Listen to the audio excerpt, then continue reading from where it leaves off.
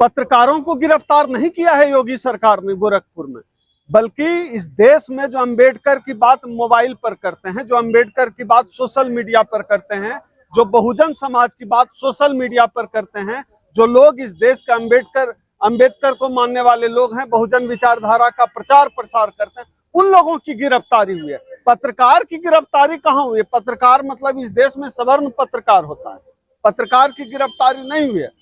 और जो गिरफ्तारी हुई है, चाहे मनोज एंटनी हो, हमारे साथ नागपाल जी भी हैं, बताएंगे जिन लोगों की गिरफ्तारी हुई है, नेम वाइज बताएंगे। निराला जी की गिरफ्तारी, पत्रकार समेत एक्टिविस्ट की गिरफ्तारी हुई है।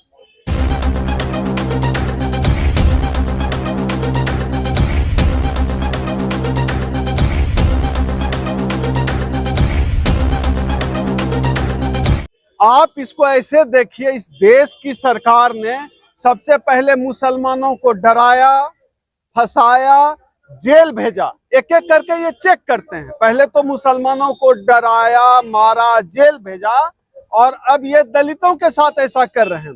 पहले जब ये मुसलमानों के साथ ऐसा कर रहे थे, दलितों को लगता था कि अरे उनके साथ क्या होगा, लेकिन अब इन्होंने दलितों के साथ भी करना शुरू कर दिया। जिस तरह से अमानवीय तरीके से गिरफ्तारी हुई है हमारे साथियों की, मैं योगी सरकार से पूछना चाहता हूं कि आपकी यह जो अलोकतांत्रिक तरीके से आपने यह जो कोशिश की है, आप क्या बताना चाहते हैं? आपकी सरकार एक तरफ अंबेडकर प्रेम का ढोंग करती है, दूसरी तरफ जो दलित एक्टिविस्ट हैं, जो बहुजन एक्टिविस्ट हैं, उनकी इस तरह से गिरफ्तारी हो रही है। अरे उत्तर प्रदेश में राम राज्य साहब, कानून राम राज्य में तो यही होगा। ये तो ठीक कहा आपने, उत्तर प्रदेश में राम राज्य ही है, और राम राज्य में ही जो है यह संभव है कि किसी एकलव्य का अंगूठा कट जाए, किसी संबूक का गला कट जाए। ये तो राम राज्य में हुआ था। तो राम राज्य में दलितों की यही गति होनी है जो गति अभी हो रही है। सही मायने में मुझे लगता है कि उत्तर प्रदेश में ही नहीं बल्कि पूरे भारत के जितने भी भाजपा शासित राज्य हैं, सब जगह राम राज्य उतर आया है। आप देख लीजिए, मध्य प्रदेश जो भाजपा शासित राज्य है, वहां आदिवासी के माथे पर मूत दिया जाता है।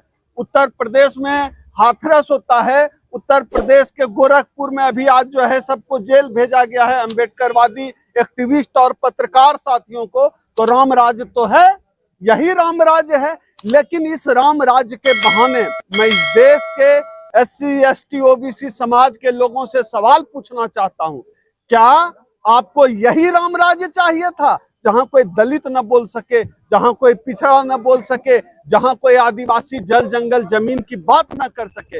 यह सवाल सबसे नहीं है, यह सवाल सिर्फ बहुजन समाज से है कि आपको यही राम राज्य चाहिए था ना, जिस राम राज्य में आज ये सब घटनाएं हो रही है, जहां हाथरस हो रहा है, जहां गोरखपुर हो रहा है, जहां पेशाब कांड हो रहा है, जिस राम राज्य में रोहित वेमुला को सुसाइड करना पड़ रहा है, यही राम राज्य चाहिए था ना।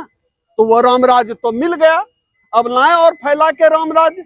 और दलित, पिछड़े एक्टिविस्ट, बहुजन एक्टिविस्ट अपने मुंह में जो है टेप चिपका के बैठे। यही तो है असली राम राज्य, और कैसा राम राज्य चाहिए? लेकिन मैं योगी सरकार से भाजपा सरकार को यह चेतावनी देना चाहता हूं, आपने यह जो किया है यह आपको भारी पड़ जाएगा। यह आपको इसलिए भारी पड़ जाएगा क्योंकि हम भीमा कोरेगांव की परंपरा के लोग हैं। आपको अगर यह लगता है कि आपकी इस गिरफ्तारी पर इस देश का बहुजन समाज चुप रह जाएगा, हम चुप नहीं रहने वाले हैं। इस पूरे मामले पर हमारा संगठन अखिल भारतीय परिसंघ एक बड़ी लड़ाई की तैयारी कर रहा है। हम पूरे देश में इस मामले को ले जाएंगे और बताएंगे कि इनके राम राज्य में दलितों, पिछड़ों, आदिवासियों के साथ क्या होता है। क्या हुआ था राहुल नागपाल जी? आप तो वहाँ पर मौजूद थे, आपकी बहस भी हुई थी। हुआ ये था कि हम लोग जब वहाँ पर थे, मैं, मनोज अंतानी, नीलम और दीदी निर्देश और संतोष अम्बेश और रमेश गौतम और एक तो साथी मनीष किरण, 5 से 7 लोग दिल्ली से बुलाए गए थे। मैं एज ए एक्टिविस्ट वहाँ पर एज ए वक्ता इन्वाइट था, और हमारे साथी जो लोग थे वो प्रोग्राम को कवर करेंगे। हजार मतलब कम से कम 10,000 की संख्या में महिलाएं थी।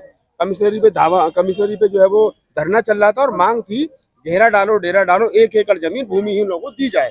और इस बार ये जो आंदोलन था, ये जो वहाँ के श्रवण कुमार निराला जी है, उनके नेतृत्व में चल रहा था। उनकी टीम है अम्बेडकर जन मोर्चा, उसके नेतृत्व में चल रहा था। शाम को 4 बजे के आसपास महिलाओं ने अपनी मांगों को लेकर के कमिश्नरी का घेराव करना चाहा। तो कुछ महिलाएं जो है वो कमिश्नर की ऑफिस की तरफ को बढ़ी, दफ्तर की तरफ को बढ़ी, तो पुलिस ने उनको रोकना चाहा। वो महिलाएं रुकी नहीं, तो हमारे जो साथी लोग थे, पत्रकार साथी लोग थे, वो उनको कवर कर रहे थे। ऐसे में क्या होता है कि एक IPS साहब थे और उन्होंने आकर के मेरे साथ धक्का मुक्की, उन्होंने मेरे साथ जो है मुझे रोकना चाहा। मुझसे कहले आप अंदर कैसे जा रहे हो, आप कौन? उन्होंने मेरे हाथ से मेरी ID चैनल की और मेरे हाथ में जो मेरा मोबाइल था उसको छीनना चाहा। मैंने कहा मैं जनाब मेरा नाम राहुल नागपाल है, मैं एक पत्रकार हूँ, आप मेरे साथ इस तरीके का व्यवहार नहीं कर सकते। लेकिन उन्होंने कहा, उन्होंने फिर भी वो नहीं माने, तो ID दिखाओ, ID दिखाओ। मैंने उनसे कहा मैं आपके कंधे पर IPS लिखा है, ये आपकी ID है, मेरे हाथ में मेरे चैनल की ID है, ये मेरी ID है। और अगर आपको ID मांगनी है तो क्या आप आज तक की किसी पत्रकार के हाथ में आज तक की ID हो, जी न्यूज के किसी पत्रकार के हाथ में जी न्यूज की ID हो, तो आप उससे कहेंगे कि आप अपनी ID दिखाइए। अब ये तो मैं आपसे भी सवाल कर सकता हूँ कि आपको जो सरकार ने ID दी है, आप कौन से बैच के IPS हैं, आपने कब ज्वाइन किया है, तो वो आपके पास भी होगी। यार मेरी उनकी गहमा गहमी हुई और बाद में धक्का मुक्की के साथ में ये हुआ कि हम लोग ऑफिस से बाहर निकल आए। पीछे हमारे साथी थे मनोज अंतानी और तमाम पत्रकार जो लोकल पत्रकार थे, वो आकर के उसको कवर करने लगे। तो तमाम भीड़ थी, हजारों की संख्या में लोग थे, महिलाएं थी। बाद में उनको अंतानी जी ने उनसे कहा कि आप किनके साथ बदतमीजी करो, आपको पता होना चाहिए राहुल नागपाल है, सीनियर जर्नलिस्ट है, इनको बेस्ट पत्रकारिता का अवार्ड मिला है।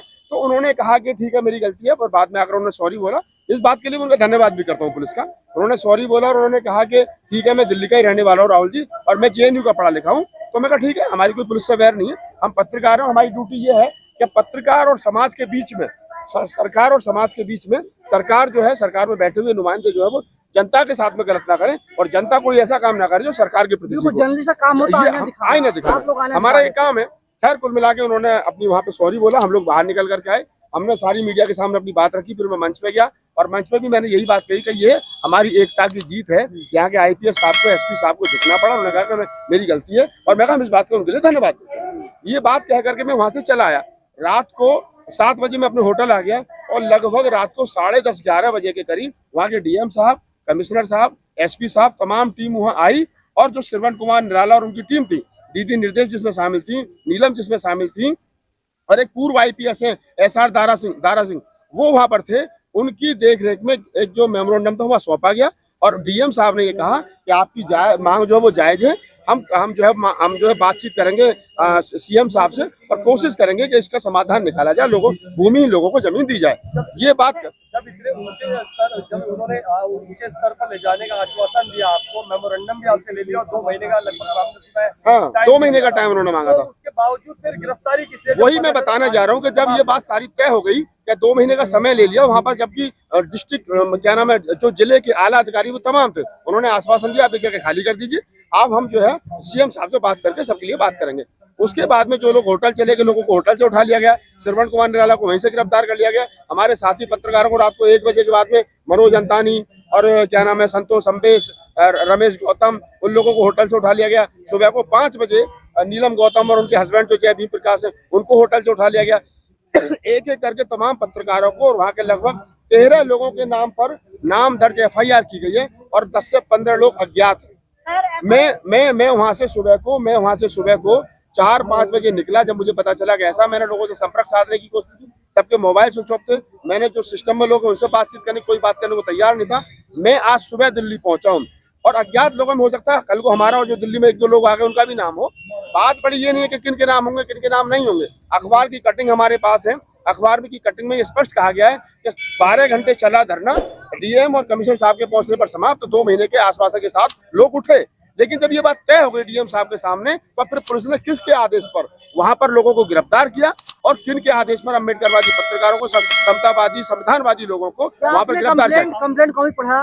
कंप्लेनर कौन है? कंप्लेंटर वहीं के लोग हैं, उन्हीं के अपने लोग हैं। पुलिस हमेशा वही काम करती है, कोई आरोप नहीं है। पुलिस कह रही है ये लोग बिना इजाजत अंदर घुसे, धारा 144 लगी हुई थी, इन्होंने आकर के बिजली काटी, अपने माइक लगाए। जब लोग वहां पर गए थे और जब वो बिजली काट रहे थे तो पुलिस क्या कर रही थी? पुलिस ने क्यों नहीं रोका? और जब वो ऐसा हुआ, गाली गलौज की गई है और उनकी फाइलें छेड़ी गई हैं। जब फाइलें छेड़ी गई हैं तो कोई वीडियो रिकॉर्डिंग तो होगी ना उसकी। और जब सुबह से शाम तक धरना चला है, सुबह 10 बजे से लेकर के रात को 12 बजे तक धरना चला है, तो आप ये समझिए 14 घंटा धरना चला है। तो 14 घंटे के धरने पर पुलिस के हाथ में हाथ रख करके बैठी थी। किस चीज का इंतजार कर रही थी? कौन से आदेश का इंतजार कर रही थी? और जब उन लोगों ने गलतियां की थी दिन में, तो फिर DM साहब आकर के क्यों बात कर रहे थे? SSP साहब आकर के क्यों बात कर रहे थे? डिस्ट्रिक्ट के जिले के आला अधिकारी आकर के क्यों बात कर रहे थे? कितने लोग गिरफ्तार किए गए हैं, जेल में हैं या किसी जमानत मिल गई है? अभी ये आज तक की जो रिपोर्ट है पूरी जानकारी नहीं मिल पा रही क्योंकि लोगों के फोन बंद है ज्यादातर। लेकिन अभी तक ये मालूम हुआ है कि लगभग 13 लोग जेल में हैं 13 लोग जिनके नाम दर्ज थे उनमें से 11-12 सीमा गौतम शायद अभी बाहर हैं, बाकी तमाम लोग जेल में हैं। और वो सीमा गौतम भी बार बार कह रही है कि मुझे भी पुलिस गिरफ्तार करना चाहती है,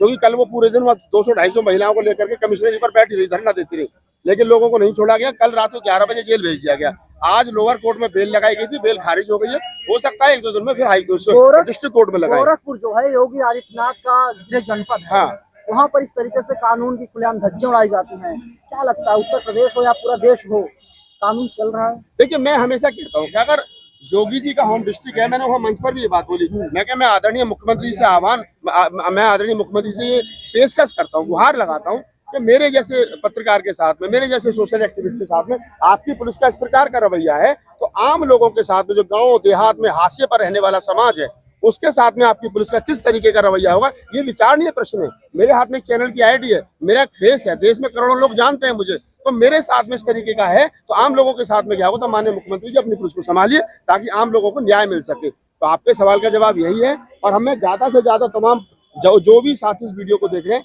ये मेरी लड़ाई नहीं है, ओमशुदा भाई की लड़ाई नहीं है। इनका मैं धन्यवाद करता हूँ। उन्होंने कहा कि परिसंघ जो है पत्रकारों को, तमाम एक्टिविस्टों को छुड़ाने की लड़ाई को लड़ेगा। मैं तमाम संगठनों से अपील करता हूँ कि पत्रकार समाज में बहुत कम है, बहुत मुट्ठी भर लोग हैं जो सही लेवल पर काम कर रहे हैं। उन्होंने मनोज अंतानी जैसे लोगों को, संतोष अम्बेज और क्या नाम है और लोगों को, रमेश गौतम जैसे, मेरा भी नाम हो सकता है, मेरी इसका भी हो सकता है, कल को अज्ञातों में हमारे जैसे लोगों को गिरफ्तार करके जेल में डाल दिया जाएगा। अच्छा, जो तो आप समझिए संविधान की आवाज उठाई आंदोलन लोग किस जात के थे?